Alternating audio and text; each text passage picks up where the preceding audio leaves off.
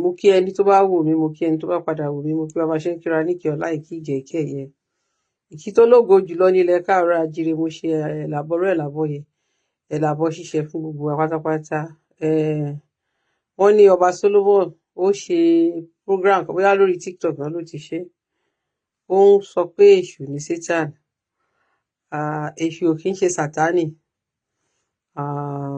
Àṣàìtàn Samuel, ìwọ náà lọ Google ẹ̀ kó tẹ̀ sọ pé kí lorúkọ Satan. Samuel lorúkọ Satan. So kò ń ṣèṣù lálù. Ìtàn tó dẹ̀ ìtàn Satan nínú Judaism ó yàtọ̀ sí ìtàn èṣù nínú Ifá.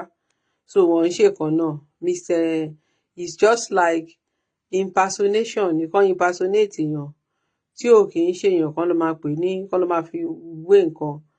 So èṣù ń ṣe Satan, and that's why we are telling the world pé èṣù is our own ancestor tó bímọ tó níyàwó tó jọba ní ilẹ̀ káàárọ̀ àjíire, who is not the Satan of the Christian nor Islamic religion.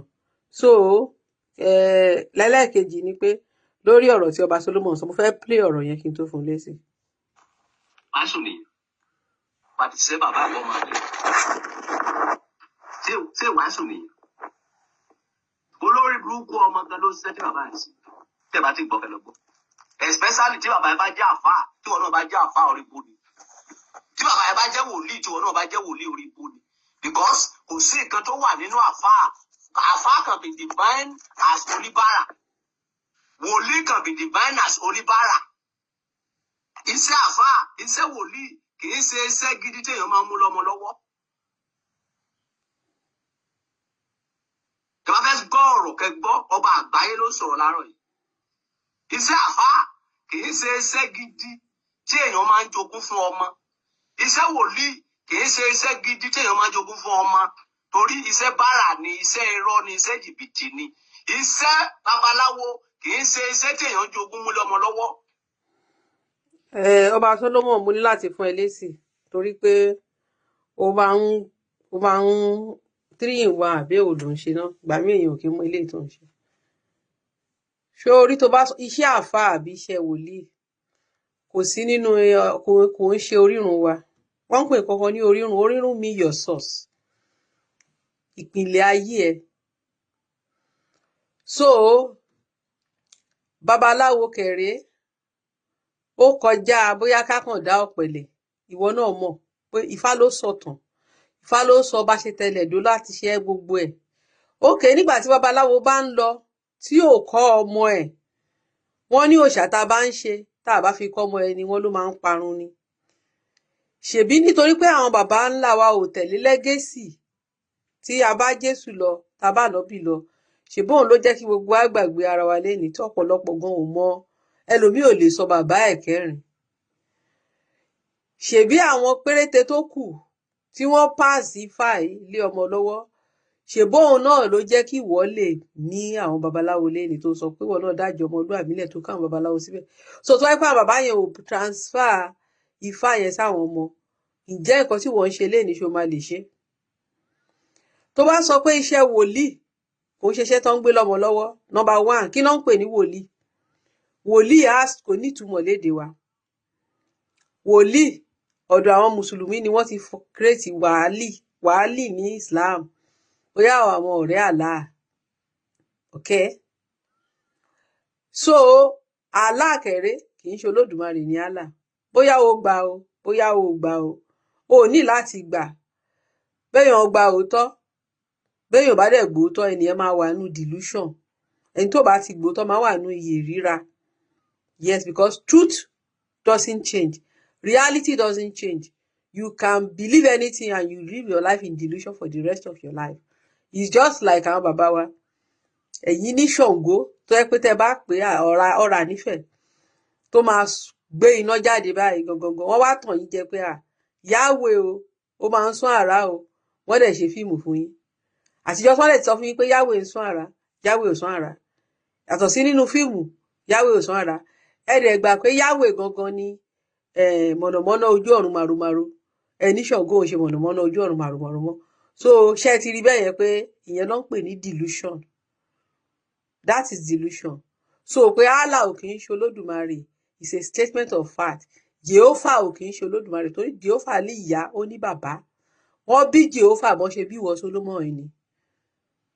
Wọ́n bí Jehovah bọ́n ṣe bí ìwọ Solomon ni. Àìgbọ́ èdè làwọn bàbá wa ṣe pé God lọ́lọ́run. God ò kì í ṣe Ọlọ́run. Àwa ni God.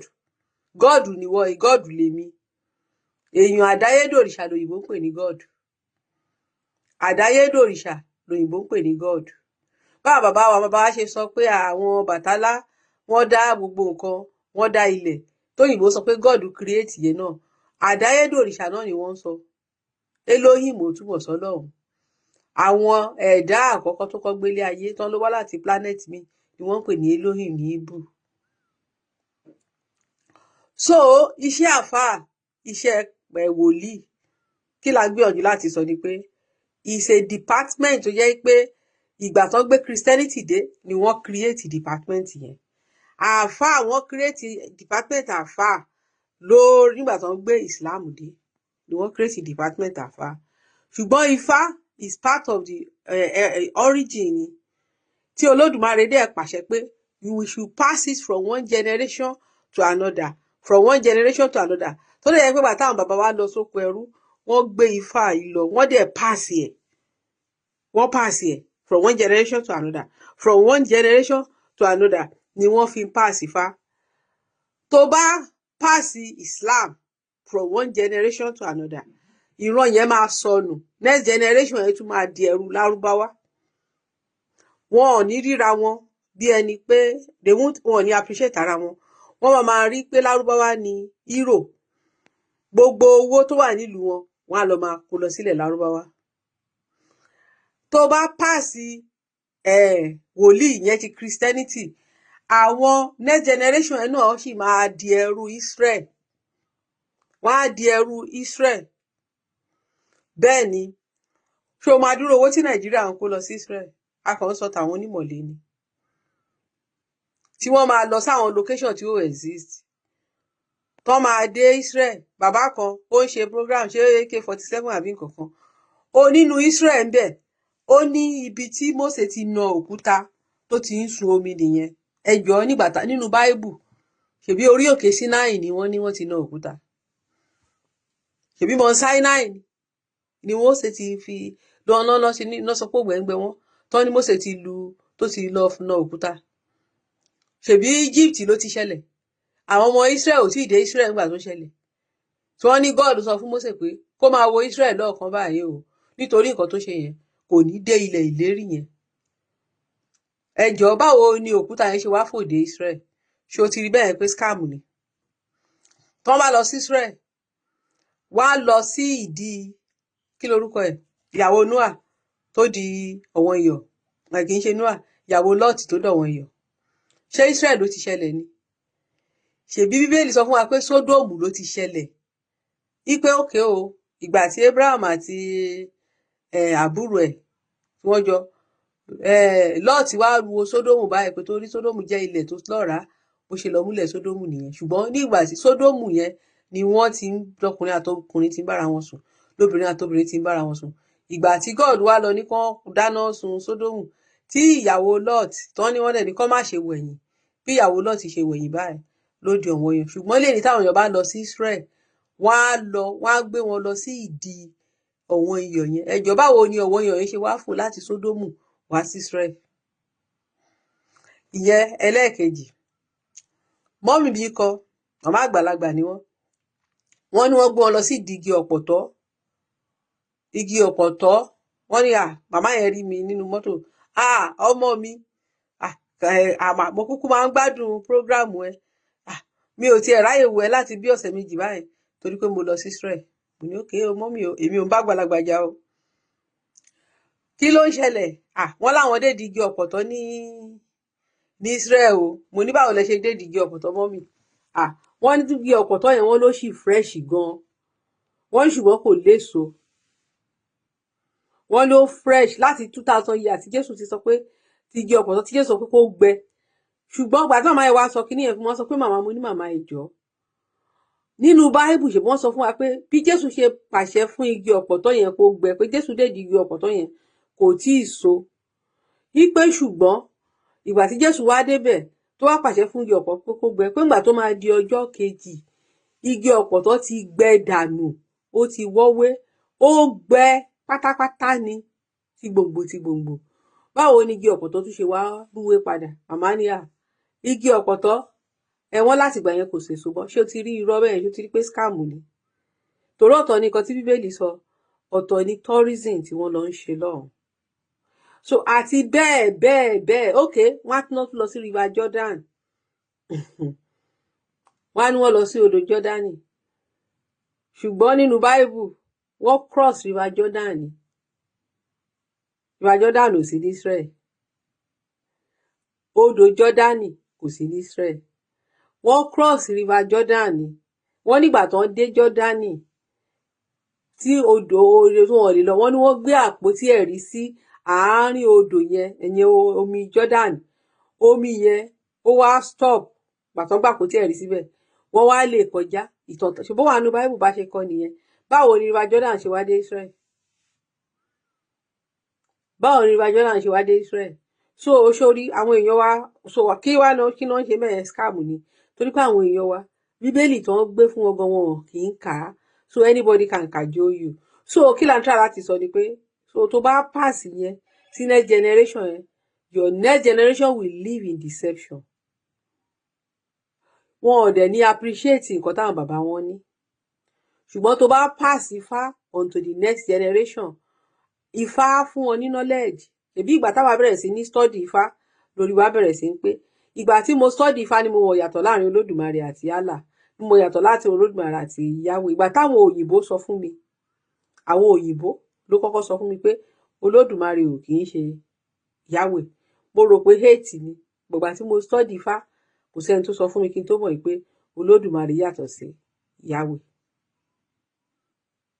Olódùmarè ò ṣe Yahweh so inú Ifá yẹn ló máa ti mọ àwọn nǹkan tó gùn ìwà tó gùn hù nígbà tó gbélé ayé ìwà tí Ṣàngó hù nígbà tó gbélé ayé ìwà tó Ọbàtálá hù nígbà tó gbélé ayé Ifá ló máa sọ èèwọ̀ ló máa sọ gbogbo ẹ̀ fún ẹ so o ò lè fi Ifá o ò lè fi wé bíbélì o ò lè fi wé Quran it's just like kó sọ fáwọn Júù pé kó má pass Torah sí ìran wọn mọ́ tí àwọn Júù bá ti stop tí wọn pass Torah on wọ́n máa sọnù nínú ẹ̀sìn àwọn Júù between the age 1 to 12 gbogbo ọmọ Júù ló gbọ́dọ̀ kọ́ Talmud wọn tóbi wọn kì í kọ síwèé wọ́n máa ń há sórí ni wọ́n máa ń pass ẹ̀ down orally nítorí pé wọ́n sọ pé ìwé kíkọ o lè parọ́ nǹkan tó bá wù mí mo lè kọ sínú ìwé but when you oral tradition when you are passing down oral tradition ló hold ìlú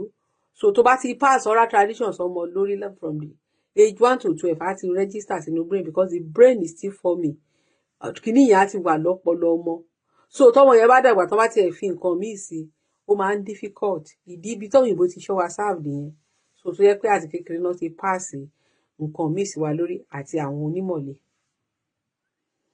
so àwọn Arab kò sí nǹkan tó burú tí wọ́n bá pass Kùránì nítorí pé ìtàn ìran wọn ni is their culture is their tradition àwọn mo follow Prince Muhammad ọjọ́ kan wà tó lọ sórí òkè àràfá òun àtàwọn siblings ẹ̀ ó ní wow what a beautiful tradition mo wá wò ó pé nígbà tán lórí òkè àràfá yẹn wọ́n já champagne wọ́n wá mú òun àtàwọn siblings àwọn mẹ́ta mo wá wò ó pé àwọn èèyàn wa nílé báyẹn sì ni wọ́n pè ó ṣùgbọ́n Muhammad pè ní beautiful